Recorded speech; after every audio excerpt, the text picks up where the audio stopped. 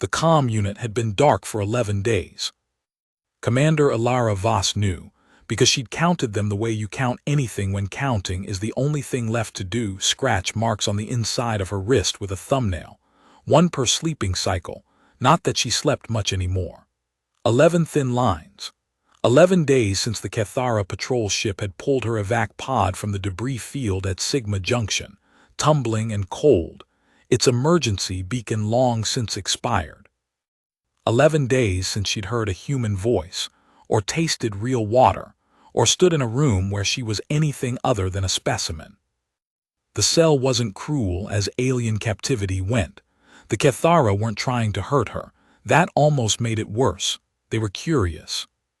She heard them sometimes through the cell's single grated vent, their language like water moving across flat stones, musical in a way no human mouth could reproduce, full of tonal registers that seemed to operate simultaneously rather than sequentially. Occasionally one of them would come and simply stare at her through the transparent barrier, their four-lobed eyes rotating in a slow, contemplative cycle. Not hostile, clinical. The way a child stares at a beetle it's found under a rock, fascinated by its wrongness, its refusal to match any known shape. Ilara had learned to stare back. She'd been a long-range scout for the Frontier Corps for 9 years, which meant she'd been alone in a lot of places where alone was a very specific kind of dangerous. She'd learned that the first thing captivity tries to take from you isn't your body, it's the version of yourself you were before the cell door closed. Your name, your rank, the shape of the person people back home expected to see walk through the door one day. Captivity offers you a replacement identity, smaller, more compliant, defined entirely by the walls around it, calibrated to the expectations of whoever built those walls. Ilara refused the trade. Every morning she did 200 push-ups in sets of 25. Every evening she did squats and lunges until her legs burned, then held a plank until her arms shook. In the afternoons she sat cross-legged with her back straight against the cold wall and ran mission parameters in her head, not as escape plans, not yet, because she didn't have enough information to plan an escape, but as mental housekeeping, keeping the furniture in order. Keeping herself the particular version of herself that had survived 8 years of deep frontier work, 3 ship engagements, 2 crash landings, 1 extended survival situation on a planet that had very strong opinions about carbon-based life forms staying on its surface.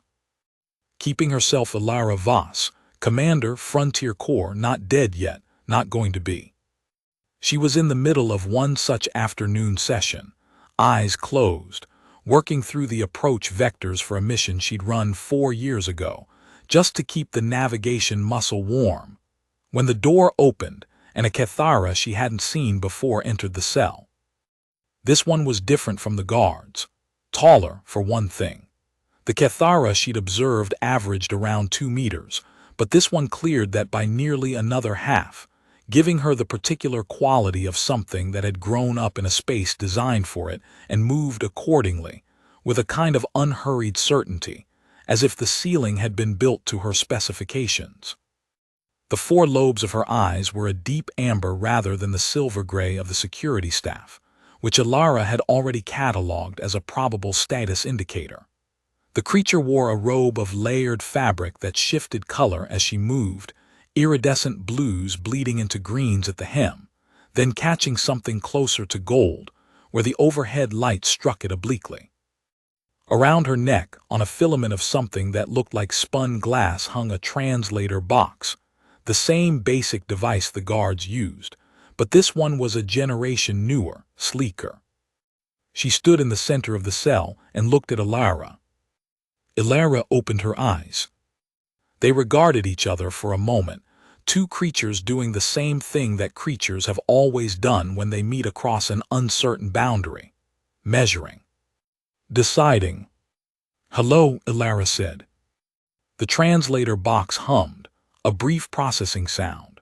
The Cathara's mouth parts moved, those lateral mandibles that she'd spent 11 days observing, that served as both lips and fine motor appendages, capable of expressing things that the rest of the alien's face kept flat. The box rendered it into standard. "You are comfortable." It wasn't quite a question. "I've been more comfortable," Alara said. "I've been considerably less comfortable. Call it somewhere in the middle." Another hum. A longer pause this time. The alien's eye lobes rotated through their full cycle, all four in sequence, which Alara had come to read, tentatively, as something between considered attention and active assessment, the alien equivalent of sitting forward. "I am Velshatorian," the alien said through the box. "In your diplomatic terminology, I would be described as a first daughter. My parent holds governance authority over this vessel and the three systems that fall under that authority." She paused. "I requested to speak with you personally." "I'm honored," Alara said, and she meant perhaps 40% of it.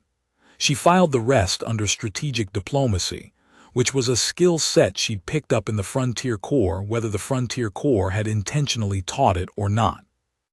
Velsha moved to the room's single seat, a Cathara-scaled bench that Alara had been using as a step platform for elevated push-ups, and arranged herself with the careful, practiced deliberateness of someone who had been taught how to enter a room. Diplomatic posture. Alara had seen it in human politicians, and found it marginally more interesting when expressed through four-lobed eyes and iridescent fabric. "I have studied your species for some time," Velsha said, "from records, from communications intercepts, from the accounts of traders who have operated in systems where human and Cathara presence overlaps." She tilted her head, a gesture that, Alara noted, was not Cathara in origin and must have been learned specifically for this conversation. "But you are the first human I have spoken to in real time." "Lucky me," Alara said. The translator box rendered the words flat. She wondered if it was handling sarcasm, and if so, how, and what Velsha's reaction to it was. "I have many questions," Velsha said, "if you are willing to receive them." Alara considered her position with the detached analytical calm she'd been practicing for 11 days. She was a resource, a Cathara first daughter, which was either a deeply significant diplomatic contact or an informal one, and she didn't have enough context to know which, had come in wanting something. Alara had nothing to trade except information and presence, and the specific way humans occupy a room when they've decided they're not going anywhere. "Sure," she said, "I'll answer what I can." Velsha's mandibles moved through a brief configuration Alara didn't have a reading for yet, possibly acknowledgement, possibly something more complex. The alien gestured toward the floor. "I have been informed that your species communicates more effectively when seated.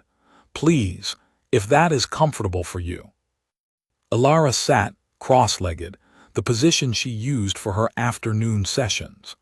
Velsha settled on the bench, and they looked at each other across 2 meters of recycled ship air, and the particular quiet of two creatures deciding how to begin. "Your physiology first," Velsha said. "The Cathara reproductive cycle lasts approximately 14 of your years. Within that cycle we mate once, following a prolonged process of cognitive and genetic compatibility assessment. The mating itself is brief. It serves a single function." Her eye lobes rotated. "Our records indicate that human reproductive behavior is significantly different." Alara blinked. Of all the conversational openings she'd prepared for during 11 days with nothing to do but prepare, this had not been among them. "Different," she said carefully.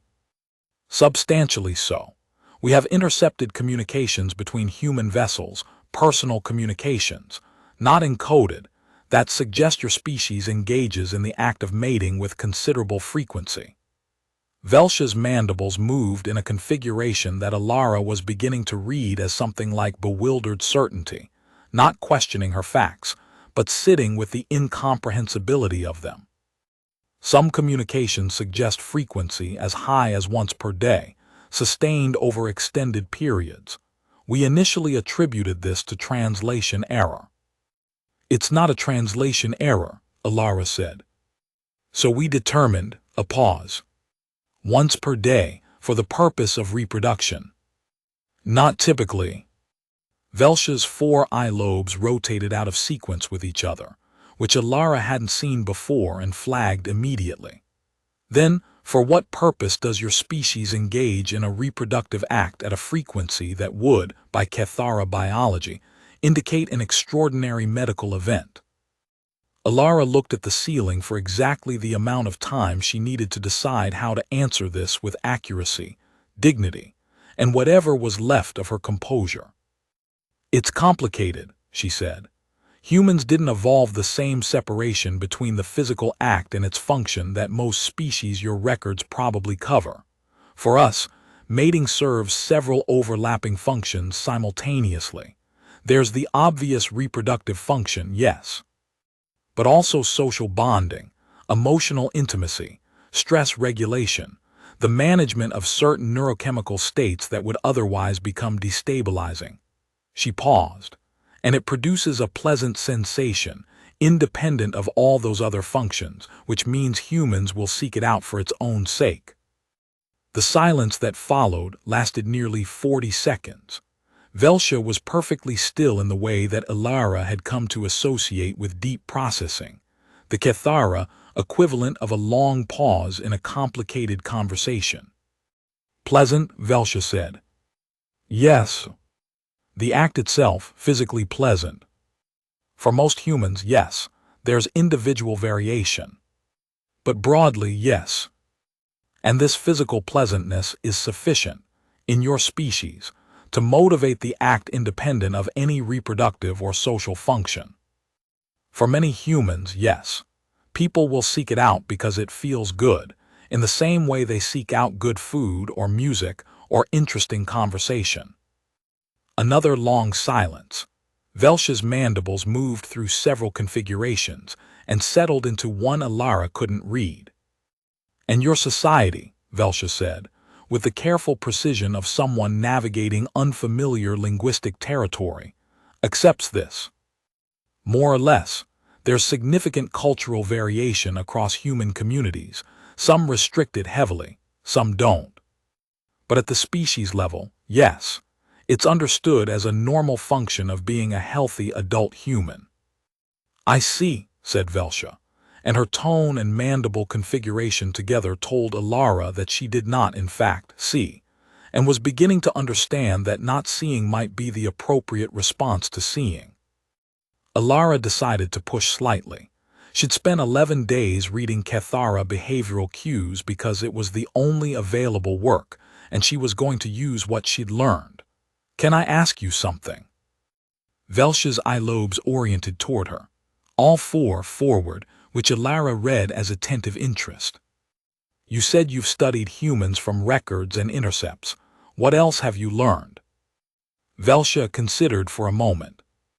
Then, with the careful precision of someone who had prepared for this part of the conversation, even if the conversation hadn't gone in the direction she'd planned, she said, Your species is unusually resilient to physical trauma.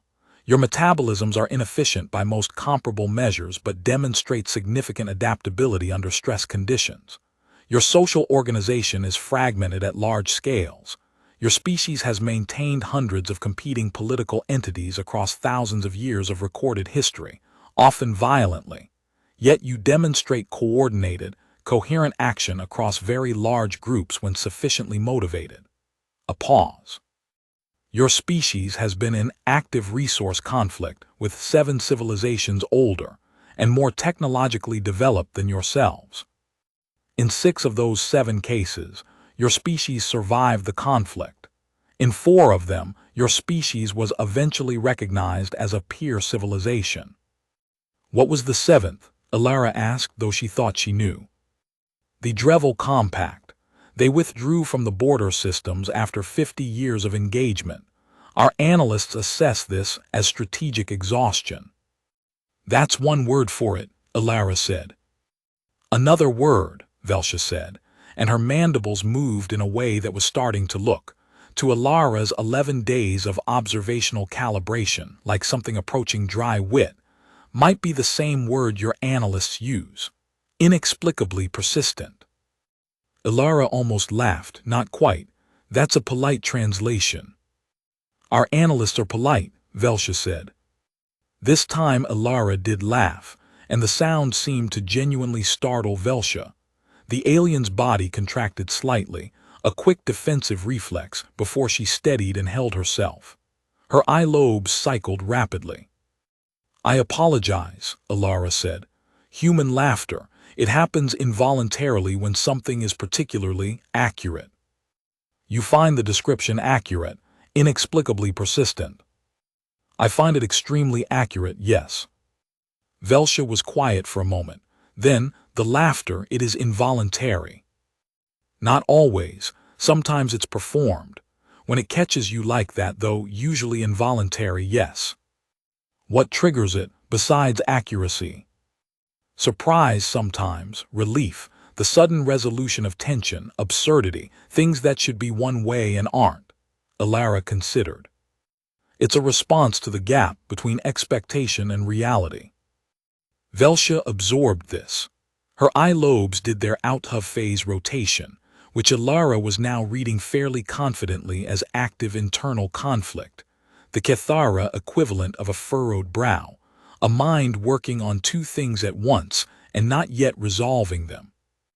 I want to understand something, Velsha said, and now her voice through the translator box had a different quality than it had had at the start of the conversation. Less formal, less the careful language of prepared questions, and more the quality of someone who has been holding something for a long time and has finally found somewhere to put it. The system where we found your vessel, she said, Sigma Junction. There was a significant military engagement in that system 8 days prior to your arrival. Ilara kept her face still.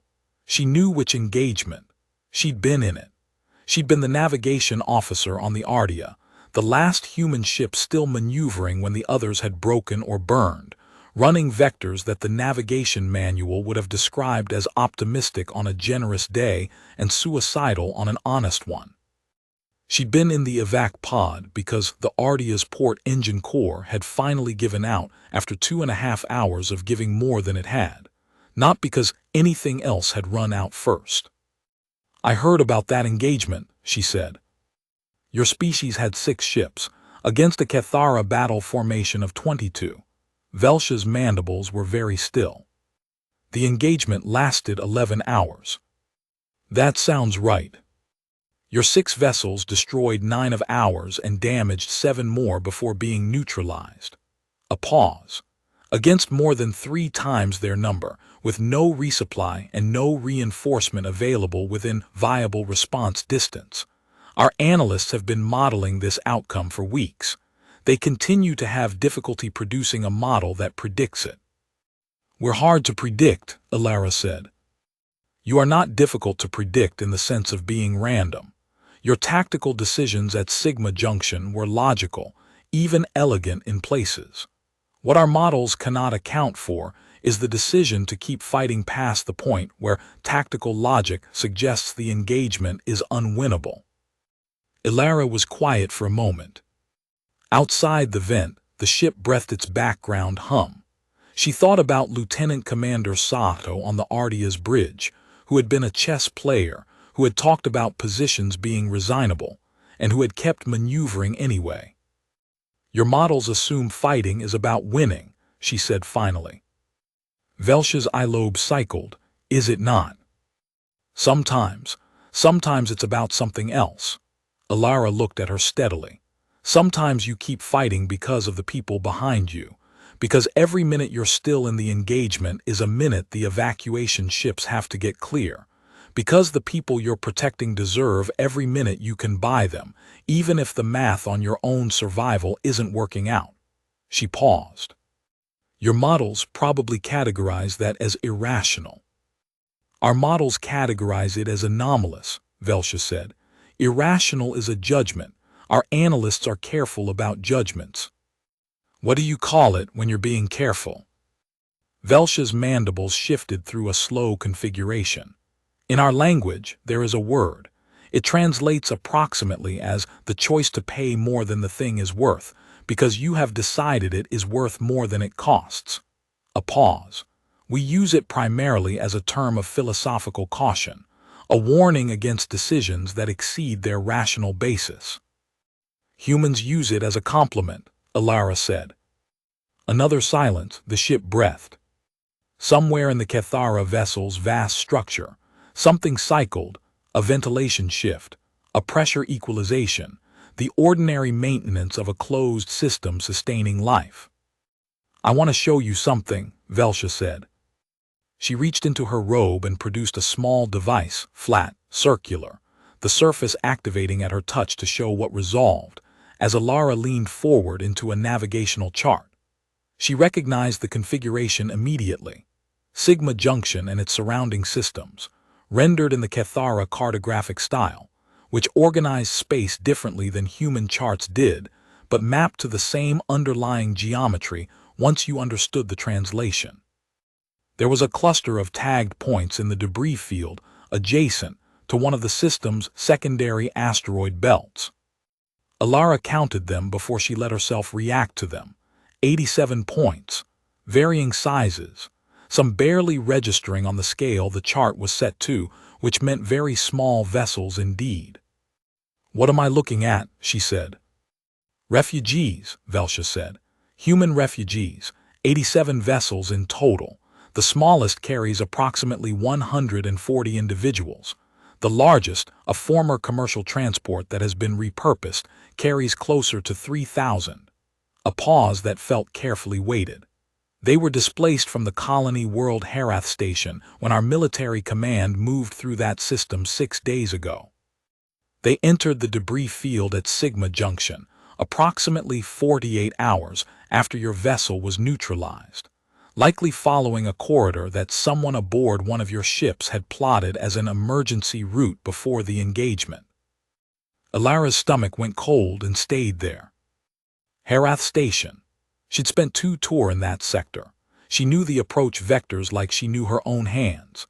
She knew the agricultural settlement pattern of the colony's northern hemisphere, the industrial cluster near the equatorial ridge, the school the colonists had built in the first year out of prefab panels and determination. She'd attended a function there once, some core colony relations event that she'd been briefly required to attend. She remembered red dust and imported wine, and a child showing her a model of a starship she'd built from scrap materials, and her own understanding of physics, which had been impressive and largely correct. How many people total? Alara asked. Her voice came out even. She was proud of that. By our count, 14,231 individuals, distributed across the 87 vessels. A pause. A significant proportion are below reproductive age. Children, Alara translated, from diplomatic Kethara. What are your military command's intentions toward those vessels? She asked. Velsha's mandibles moved through a configuration that Alara read as something between discomfort and precision, the expression of someone saying something they've been careful to make accurate. At present, to leave them in the debris field until a formal decision has been reached through proper command channels. And informally, Alara said, what are the options being discussed? The silence that followed was 3 seconds long. Alara counted them. There is debate, Velsha said. Our command structure values efficiency. 87 civilian vessels in a navigation corridor represent an obstacle that will require formal resolution. They have no strategic value. They are not combatants. They have no information or resources that our command requires. Her mandibles held very still. The simplest resolution in the view of several command-level officers is to eliminate the obstacle. The debris field provides convenient cover for such a resolution. There would be no formal engagement, no record that required extensive documentation. The cold in Alara's stomach moved upward.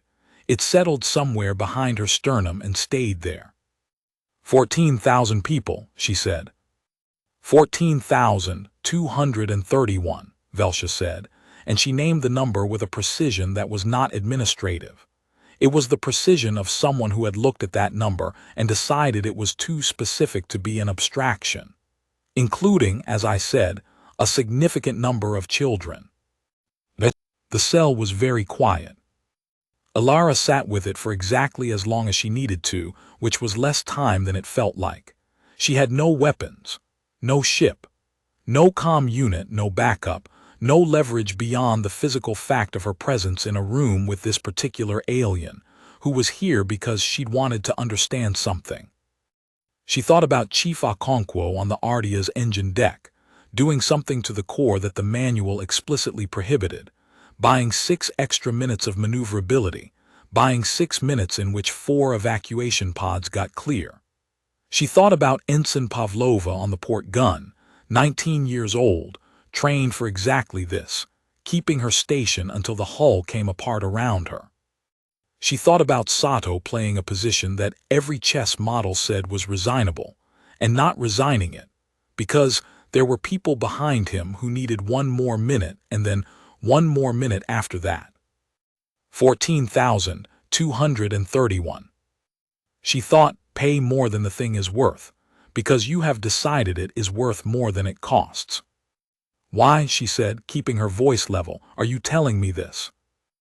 Velsha looked at her. The amber eye lobes were very still, all 4 of them oriented directly toward Alara in a way that felt, to 11 days of accumulated observational experience, like exposure, like something being shown rather than hidden. Because I requested to speak with you, Velsha said. Because I have studied your species for 6 years and I did not understand you. Because the records and the intercepts and the traders' accounts produced a picture I could hold but not explain. And because I have always believed that explanation requires conversation. Her mandibles moved.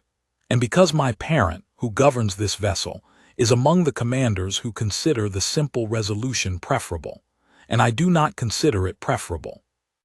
There it was. Alara breathed in, breathed out. The walls of the cell were exactly where they'd been for 11 days. The ship was as large as it had always been. Her resources were as limited as they'd been when she woke up in this cell on day 1, and decided she was going to be Alara Voss in it rather than whoever the cell wanted her to be. You want me to give you an argument, she said. Something you can take to your parent, something that works in the logic structure your command uses. If such an argument exists, Velsha said. It exists. Alara kept her eyes on Velsha steadily, not with aggression but with the particular focus she used when she needed someone to understand that what she was about to say mattered. The obvious one first. 14,000 people who owe their lives to a Cathara decision to show restraint. 14,000 people who return to human space and carry that story with them, who tell it to their children, who tell it to the communities they rebuild in, who tell it for the rest of their lives. There was a moment in a debris field when the Cathara could have closed their fist, and they didn't. She paused. That's not sentiment. That's signal. To every human settlement in every border system, that story is a signal about what the Cathara are, what their power chooses to do when it doesn't have to choose anything. She let that settle for a moment. Your command has 3 formal territorial disputes with human political entities currently in active negotiation. You have 2 trade agreements with human commercial bodies in the middle stages of process. You have military and civilian presence establishing itself in 4 systems where your expansion vector overlaps with ours. She paused. If your command executes 14,000 civilians in a debris field, those negotiations end. Not pause. End. Every human political body in the border systems recalibrates its assessment of what the Cathara are. Every human commander, every human administrator, every human who votes in every human political system that covers territory near Cathara space sits down and looks at what happened at Sigma Junction and makes a decision about what it means. Velsha was very still. We hold on to things, Alara said. Your analysts probably have that in their reports. We hold on to what was done to us. We hold on to it across generations. It becomes part of how we understand the universe and our place in it. She looked at Velsha without blinking. The Drevel Compact withdrew from the border systems after 50 years. Ask your analysts what the humans who had lived through those 50 years were like afterward. Ask them what human political culture in the affected systems looked like for the next 100 years. Then imagine that story, with 14,000 more names on it. The silence that followed was very long. Velsha's mandibles moved through several configurations, and settled in one Alara still didn't have a precise reading for but was beginning to think meant something like, "I knew this, and hearing it said is different from knowing it." "You have constructed an argument," Velsha said. "I've constructed the argument," Alara said. "It's accurate and it will hold up in your command's logical framework because it's built entirely in terms your command understands. Strategic value, long-term cost-benefit, signal to surrounding political entities." She paused. "But you knew the shape of that argument before you walked in here." Velsha didn't deny it. "What you came for," Alara said more quietly, "is something else. Something your analysts can't build from intercepts and records." She waited. Velsha said nothing, but she didn't leave. "I can tell you," Alara said, "what those 14,000 people do next. If your command lets them go." She looked at the navigational chart still active on Velsha's device, at the 87 points clustered in the debris field, at the smallness of each point relative to the surrounding space. "They survive. That's the first thing. They do what humans do in the immediate aftermath of a catastrophic loss. They survive. They repair what can be repaired. They pool resources. They make decisions about who's in charge and they argue about those decisions, and then they implement them anyway. The children stop crying and start asking questions, because children always stop crying and start asking questions eventually." She paused. "Then they find somewhere to go. It might be a station, a colony, a ship that can take them somewhere that already has infrastructure. They land or dock or establish temporary settlement and then they start over. Building. That's what humans do when everything is gone. We build. We build schools. I've seen it. I attended a function on Herath Station once years ago, and they'd built a school in the first year. Out of prefabricated panels and their own determination, and a clear idea of what kind of place they wanted their children to grow up in." Her voice was even. She was keeping it even deliberately, but not because she didn't feel it. Because she felt it and had decided that being Alara Voss in this cell, right now, was more important than showing it. "The children from those 87 ships will grow up," she said. "Some of them will become engineers, scientists, administrators, farmers, soldiers. Some of them will work in medicine. Some of them will work in diplomacy. Some of them will study alien cultures and learn alien languages, and spend their adult lives trying to understand the universe's other residents better than their parents could." She looked at Velsha. "And all of them, every single one of them, will know that there was a moment in a debris field when they were 14,231 people with nothing, and a decision was made about them. And they will carry that decision with them for the rest of their lives and teach it to their own children." She let that sit. "That is what I can tell you," she said, "that your analysts can't build from records, because it hasn't happened yet. It's what comes next if your command makes the right call." Velsha was motionless for nearly a full minute.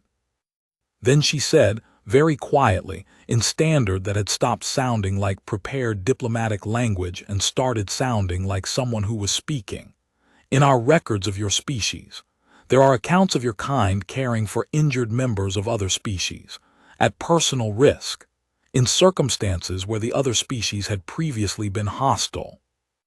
"That happens," Alara said. "It is described in our records as anomalous behavior.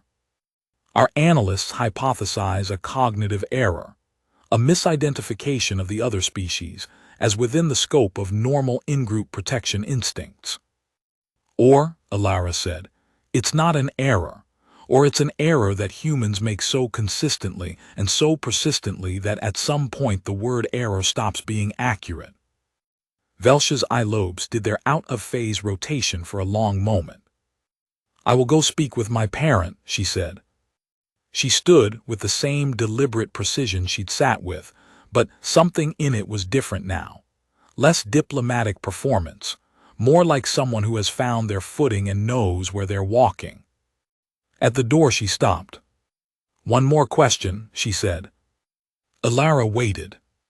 "The mating frequency," Velsha said, "once per day for some humans. Is there a recorded maximum?" Ilara stared at her. It took her a moment to place the configuration of Velsha's mandibles, cross-referencing it against 11 days of accumulated observation, running it against every expression she'd cataloged, and the contexts they'd appeared in. Humor. Alien, mandible-based, four-lobed eye humor. The question asked in full knowledge of what it was doing, deliberately deploying the conversation's strangest moment as a means of leaving it on something other than the weight of everything else that had been said. Ilara laughed. She didn't plan to. It happened the way she described involuntary, the gap between expectation and reality, the absurdity of it, the kindness of it actually in its odd way. "I genuinely don't know," she said. "I've never thought to look it up." "Perhaps it is in the intercepted communications," Velsha said, and her translator box rendered it in the same flat affect it always used, which somehow made it funnier. She left. The door sealed. Ilara sat on the floor of the cell in the silence that followed and looked at the walls and then at the ceiling and then at the backs of her hands, at the 11 scratch marks on her wrist. She did push-ups while she waited. She counted them, lost count around 60, started over, lost count again, and kept going anyway because the counting wasn't really the point. 3 hours and 22 minutes later, she counted those too. The cell door opened. Not Velsha. A guard, silver-eyed, carrying a newer translator box than the one the security staff usually used. The guard stood in the doorway and said through the box, "You are to be moved to guest accommodation. The governor has agreed to a formal dialogue session." Ilara stood up. She thought about Okonkwo buying 6 minutes. She thought about Pavlova at the port gun. She thought about Sato playing a position the chess models said was resignable and not resigning it. "Tell the governor," she said, "that I'm willing to talk, and tell her," she paused because word choice mattered right now, in exactly the way it always did when a door was about to open that hadn't been opened before. "Tell her that I can offer more than a case. I can offer a beginning." The guard processed this and relayed it. Somewhere at the other end of a shipboard communications network, someone received it. Ilara followed the guard out into the corridor. The corridor was wider than she'd imagined from the sound of it, considerably wider, lit with bioluminescent strips along the lower walls that gave the space a cool, organic quality, as if the ship itself were doing something biological and calm. The architecture was built for Cathara bodies, which meant the proportions were all slightly wrong for human aesthetics. Ceilings too high, curves where human design would use angles, a quality of deliberate elegance that felt earned rather than decorative. The ship was old. She could feel it in the way old ships felt, not deteriorated but settled. Things that had been in the same configuration for a long time, molecules that had organized themselves into a stable version of the space they occupied. Ships got that way. Buildings got that way. Things that had held their shape through enough time accumulated a kind of authority. She'd spent 11 days in a cell inside it and hadn't known. They walked for 7 minutes. She counted them. The formal meeting chamber was designed for exactly what it was doing. High ceilings. Walls covered in something between textile and living material that shifted slowly in the recycled air, catching and releasing light in patterns Ilara suspected were both decorative and communicative, displaying something she didn't have the language to read. A long table, or its Cathara equivalent, scaled for the species. At the far end of it, the governor, older than Velsha, which expressed itself in the Cathara the way age always does in any species, something in the bearing that had nothing to do with physical capability and everything to do with accumulated decision, the sense of a creature that has had a very long time to become exactly what it is. Her eye lobes were deep amber edged with something close to burnt orange. She wore no translator box herself. An attendant stood at her left, carrying one. Velsha stood to her parents' right. She looked at Alara when Alara entered. Her mandibles were in a configuration Alara had not seen before, and she put it aside to analyze later. Alara stopped in the entrance and took one breath.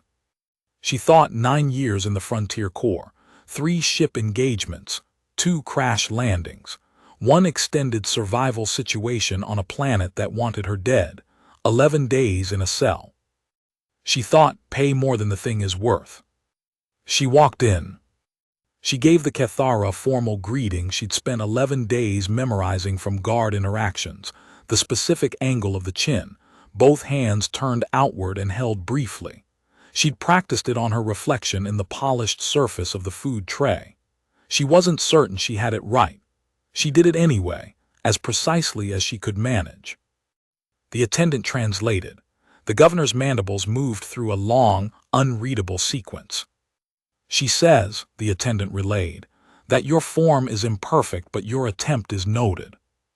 Tell her, Alara said, that I know, and that I'll keep working on it until it's better.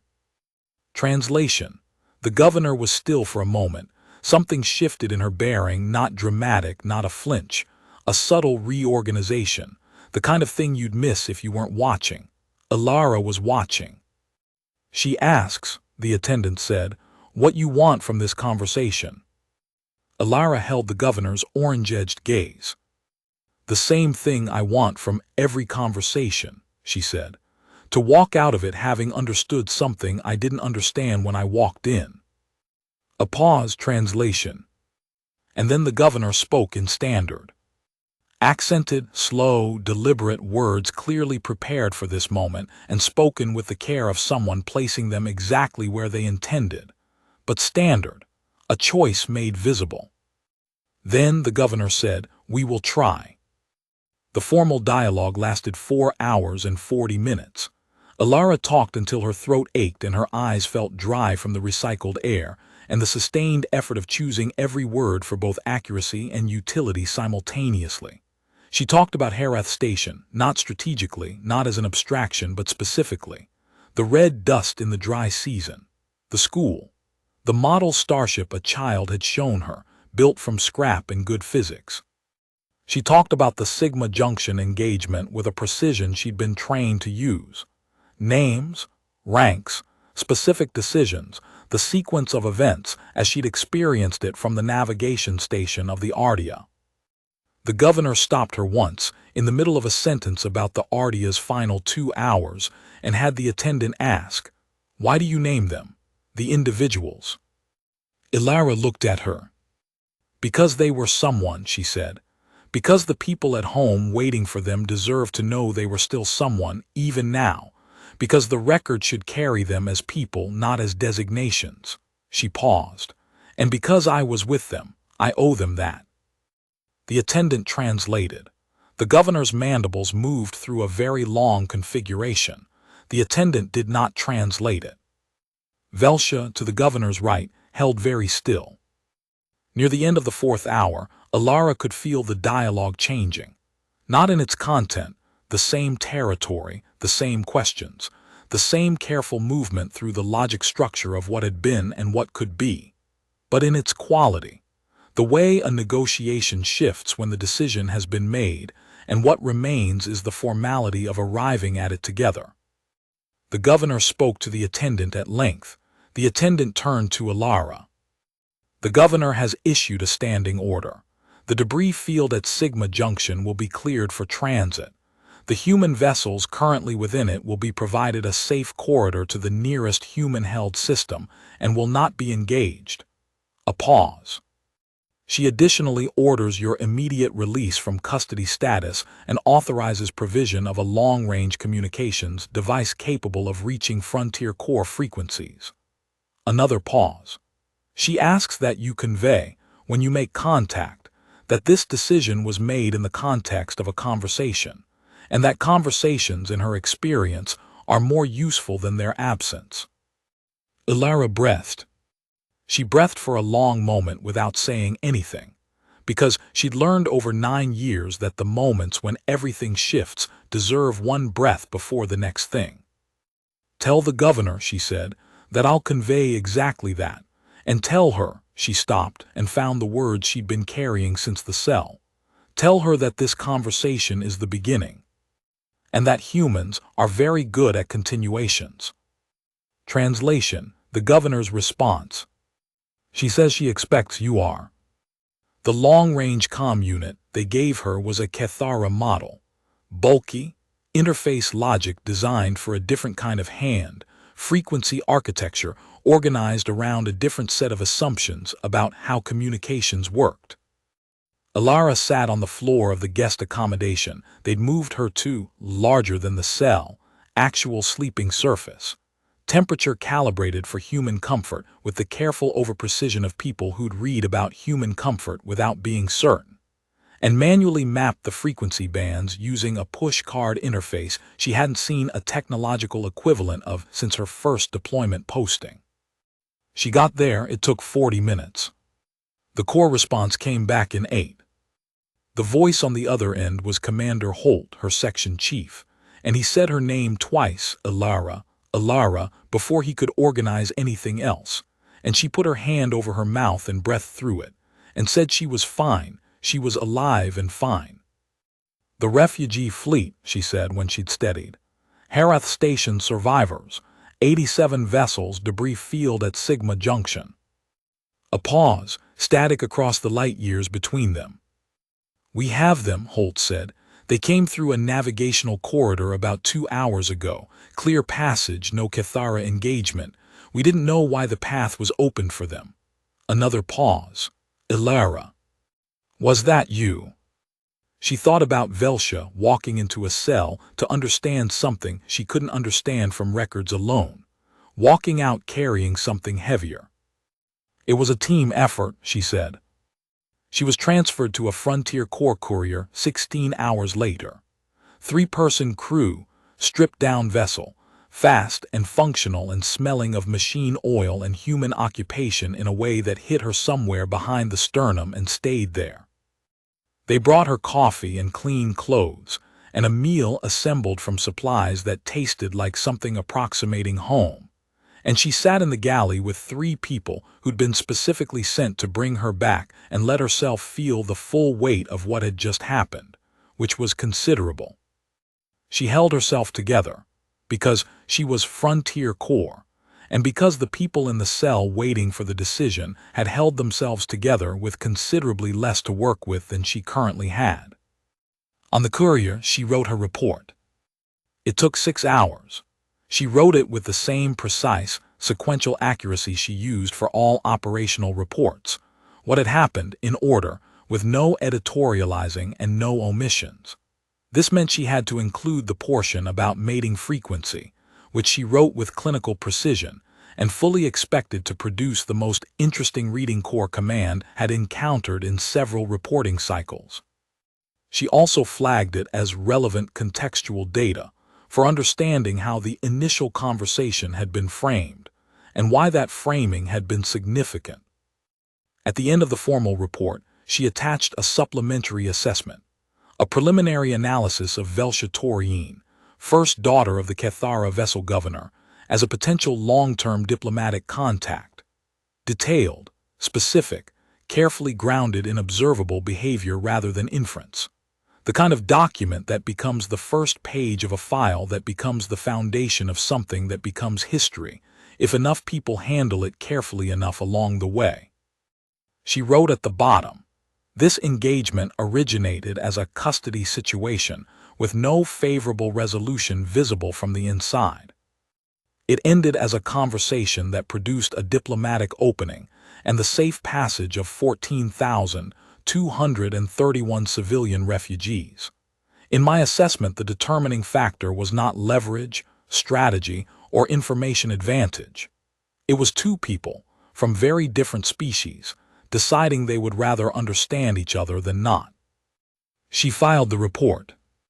Then she leaned back in the courier's single bunk and looked at the ceiling and thought about Velsha, standing in the doorway with the iridescent hem of her robe catching the light, blues into greens, asking about maximum recorded mating frequency, with the precise deadpan affect of someone who had learned that humans find things funny when reality doesn't match expectation. Ilara thought of all the possible ways that conversation could have ended, of all the possible versions of the decision it could have produced. She thought inexplicably persistent, guilty as charged. She slept for 15 hours and dreamed about nothing. When she woke, the stars outside the courier's single viewport were stars she recognized, the familiar geometry of the inner systems, shapes she'd learned as a child on a colony world that smelled like ocean salt and red clay, and the specific quality of morning light through atmosphere that only exists somewhere actively trying to be home. 14,000 people were going to wake up in the same recognizable geometry. Children who hadn't known what was being decided about them while they slept in whatever cramped space their parents had found on an 87-vessel refugee fleet in a debris field were going to wake up in a core processing station. They were going to be fed and documented and assessed, and eventually moved to somewhere that could become home the way home always becomes home, which is slowly and imperfectly and with a great deal of arguing, and then all at once, when you're not looking. They were never going to know Velsha Torine's name. Most of them were never going to know there had been a cell, or a conversation, or a question asked in genuine bewilderment about human mating habits that had turned into 4 hours of formal dialogue about the names of the dead. Ilara thought, hold on to this one anyway. The courier dropped out of transit at Meridian Station, and Ilara walked out through the airlock into the controlled, organized, beloved chaos of a working military hub. The smell of machine oil and recycled air and every kind of food from the station's civilian level. And people, humans everywhere, moving in every direction, arguing in 3 languages simultaneously, laughing at something she couldn't hear, carrying the ordinary weight of ordinary lives in a way that was, right now, the most extraordinary thing she'd ever seen. She stood in the corridor for exactly 10 seconds and let herself feel it.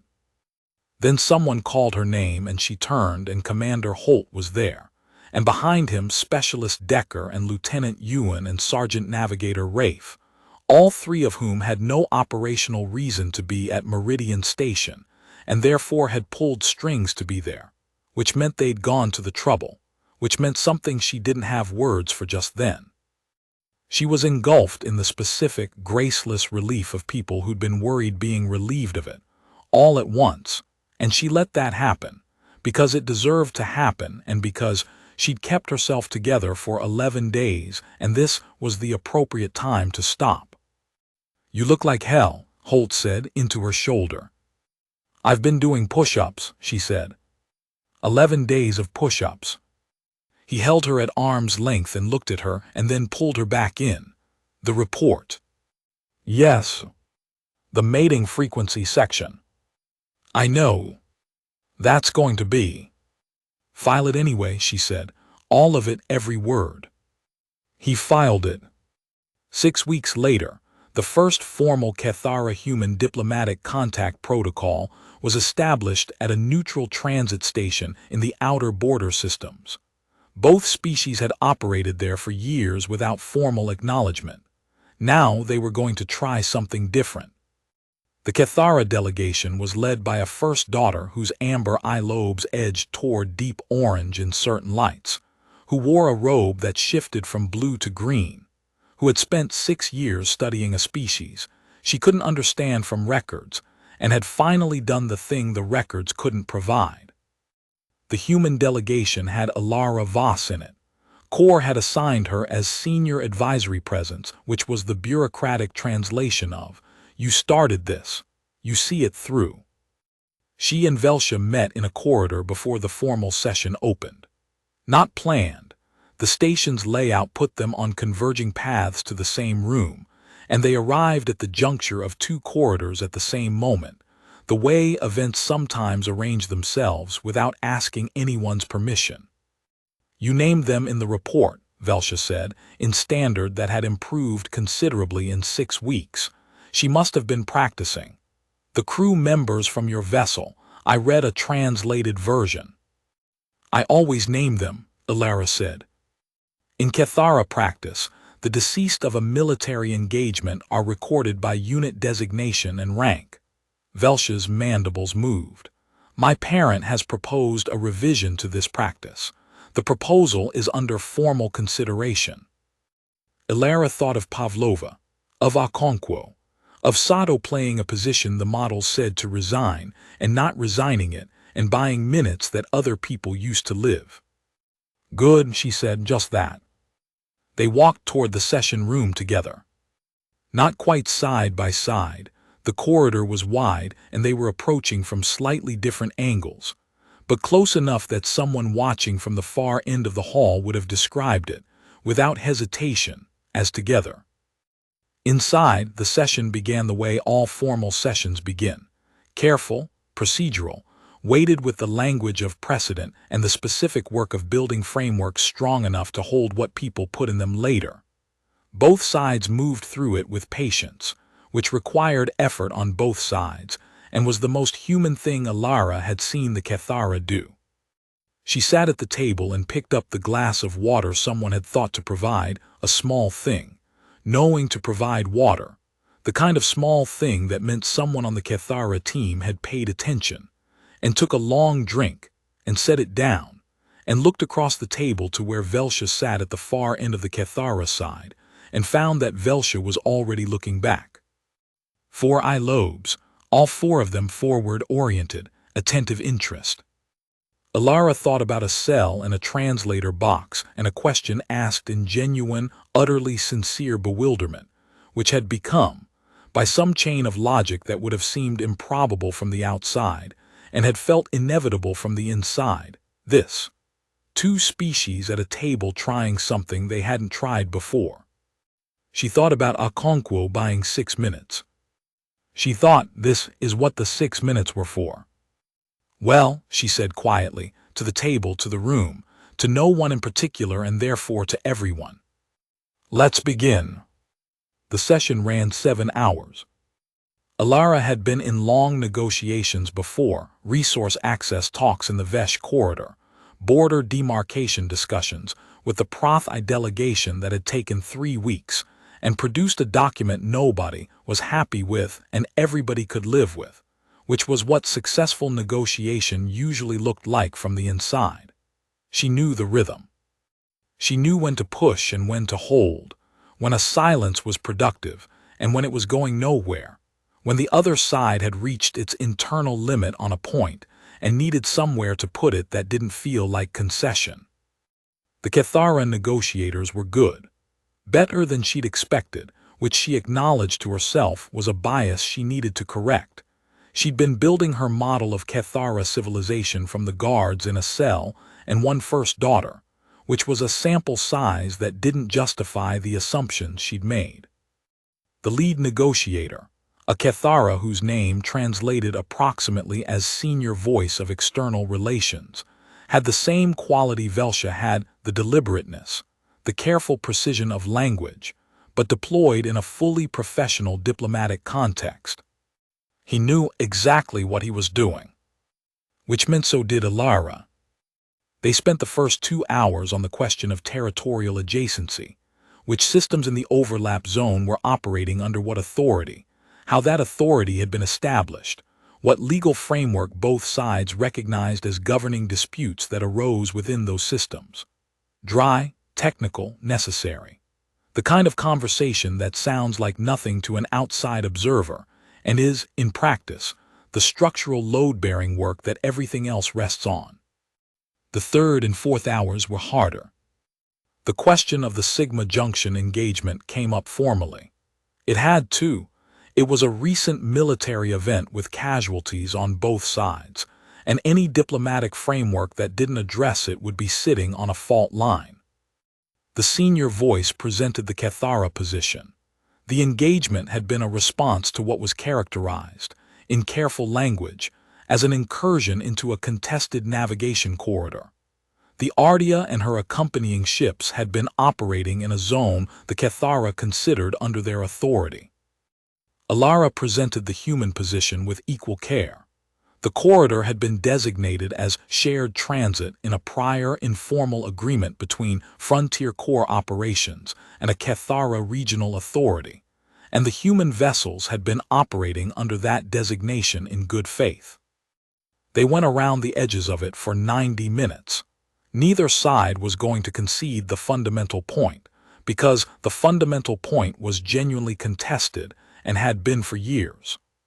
What they could do, and what they spent the next 40 minutes doing, was establish a framework for how contested points got addressed going forward. A process. A mechanism for bringing the argument into a formal space where it could be argued without somebody dying. That was, Alara thought, almost the entire point of diplomacy when you got to the bottom of it. Not resolving every disagreement, creating a place to put the disagreement that wasn't a debris field. The fifth hour was almost quiet by comparison.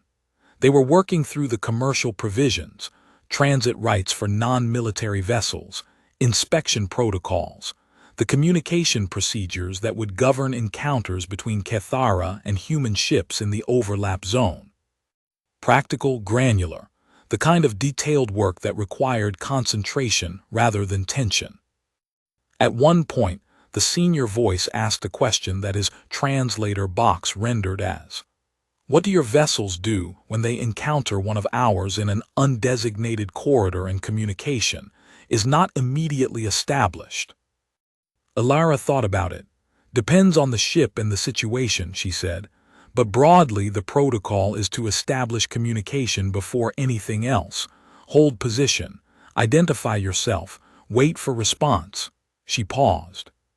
"The assumption is that an undesignated corridor means both ships have reasons to be there, and both ships would rather resolve that peacefully than not. That is not the assumption your vessels operated under at Sigma Junction." The Sigma Junction engagement was preceded by 12 hours of communication attempts, Alara said steadily. "That part is in the record." A pause. Translation. The senior voice's mandibles moved through a configuration she was getting better at reading, not quite acknowledgement, but something adjacent to it. The recognition that a point had been made accurately. They moved on. The sixth hour was the one Alara hadn't planned for. One of the Cathara delegation members, a younger one, who'd been sitting 2 seats down from the senior voice, and had contributed primarily in the form of passing documents to him during the technical sections, spoke for the first time directly. His translator box was less polished than the senior voice's. The standard it rendered rougher around the edges, but clear. "I have a question," he said, and something in the way he said it made Alara think it wasn't a diplomatic question. It was a question. "The humans at Sigma Junction, 6 ships, they fought for 11 hours. He paused. "Our analysts say they knew they were losing. From the second hour, our tactical models show they would have known." "They knew," Alara said. "Why did they not withdraw at the second hour? When withdrawal was still possible, 6 ships could have retreated. There were still viable corridors." Alara looked at him steadily. Behind the 6 ships were civilian evacuation corridors, unprotected. If those ships withdrew at the second hour, the pursuit formation would have been free to follow those corridors. A pause. The young Cathara was very still. The evacuation ships had already achieved significant distance. "Not sufficient distance," Alara said. "Not at the second hour, at the 5th hour maybe, at the 7th probably, at the 11th definitely." She met his eye lobes evenly. "So they held for the 11th hour." Another silence. The young Kethara looked at the table, then back at her. His mandibles moved in a configuration she didn't have a reading for. "All of them," he said. "They all stayed." "All of them," Ilara said. He looked at the table again. The senior voice said nothing. Nobody said anything for almost a minute. Then the young Kethara said quietly, "In our records of that engagement, the human vessels are listed as unit designations, numbers."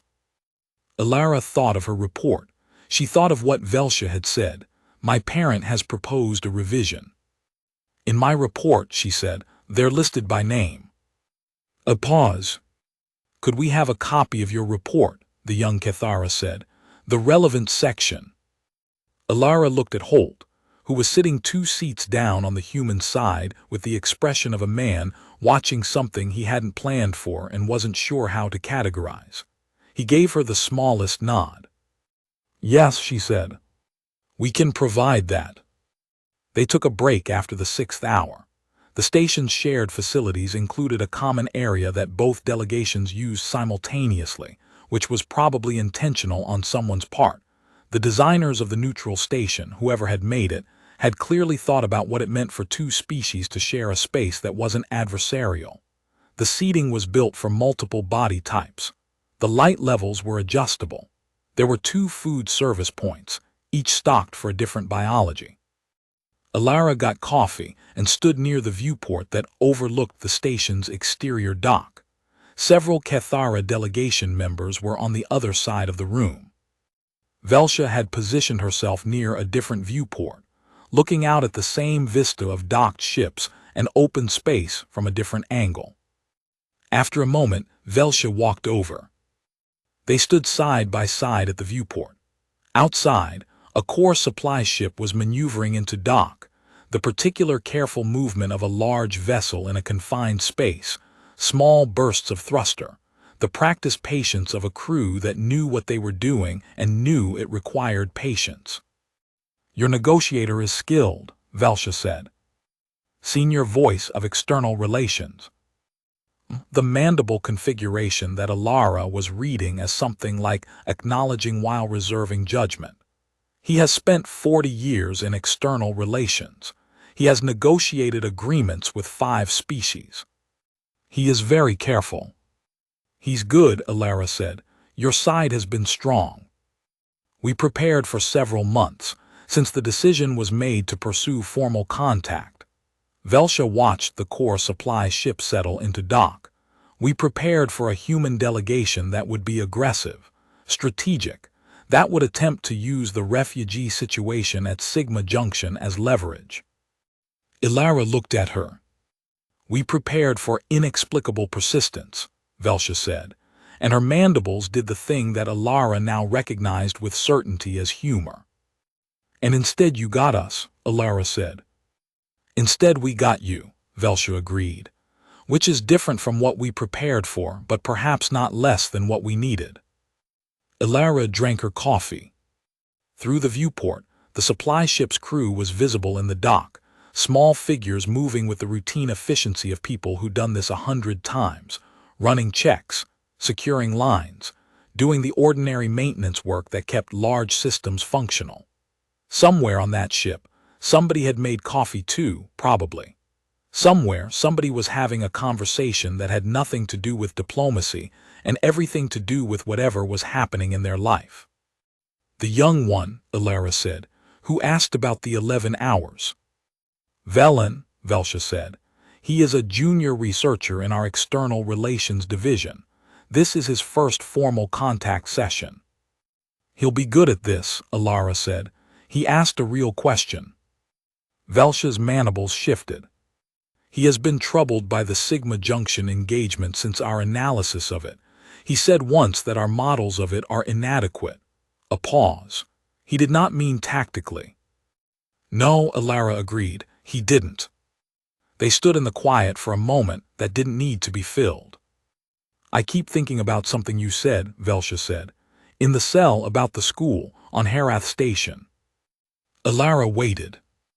"That they built it in the first year, out of I am remembering your phrase prefabricated panels and determination."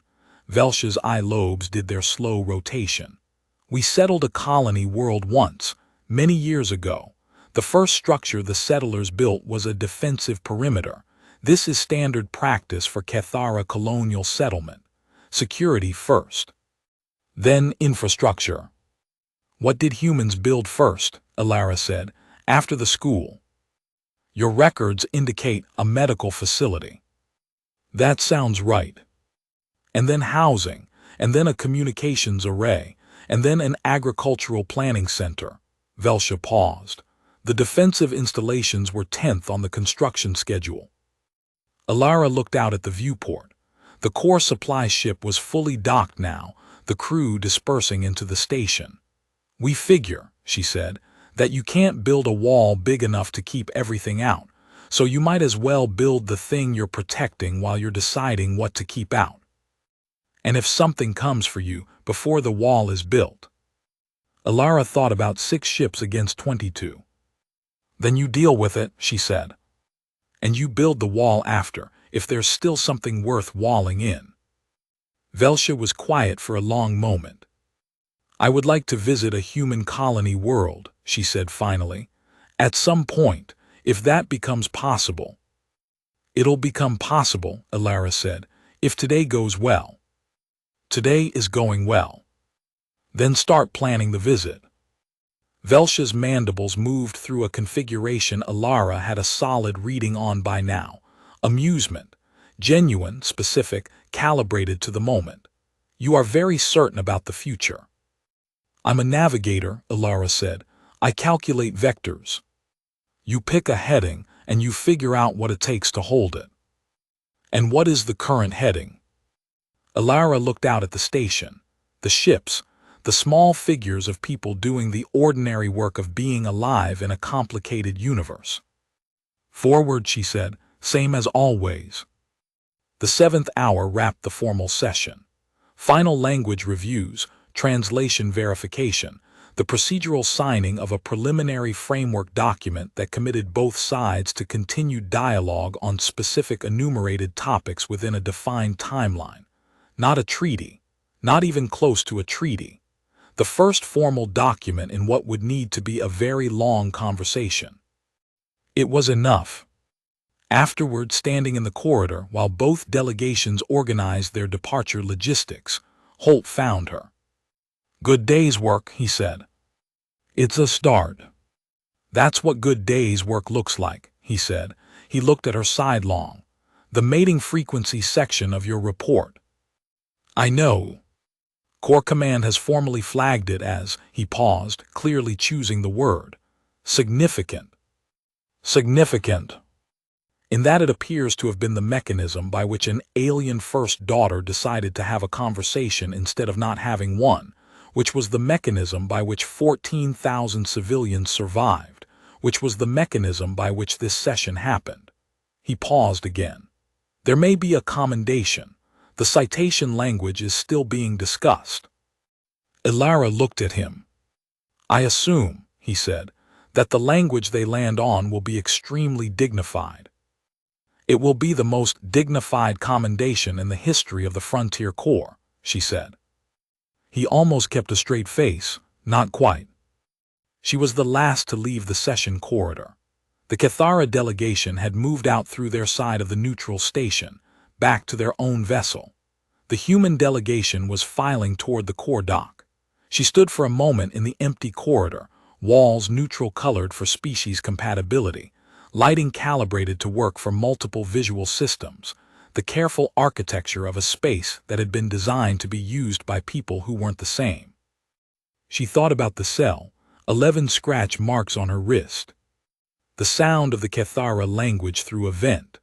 200 push-ups every morning, because she was going to be Alara Voss in that cell and not someone smaller. She thought about Velsha walking in with amber eye lobes and a translator box, and a question nobody had prepared her for. She thought, this is what inexplicable persistence looks like from the outside. To the people on the other side of it, watching 6 ships hold for 11 hours when the models say to go. Watching someone do push-ups in a cell and stare back at you when you stare at them through the barrier. watching a species that builds schools first and walls 10th and somehow keeps surviving anyway. She thought, we don't look like much from the outside. She thought, we know. She walked toward the core dock, past the viewport that looked out on open space, and for a moment she stopped and looked at it. The stars, the same ones, the indifferent vast of the universe doing what it always did while everything that mattered happened in the small spaces between the lights. 14,231 people were somewhere in that universe tonight, finding their footing, building what came next. A young Cathara researcher named Velen was somewhere on a Cathara vessel, troubled by a model that didn't fit and beginning to understand why. A first daughter with amber eye lobes was somewhere practicing standard and planning, possibly, a visit to a colony world. And somewhere, in the records of a cell on that same vessel, there was a question about mating frequency that was going to be, Alara suspected, the strangest footnote in the eventual history of first contact between two species. She was fine with that. History was full of strange footnotes. The strange footnotes were usually where the real story was. She turned from the viewport and walked toward the dock and toward whatever came next, which was the only direction she'd ever known how to go.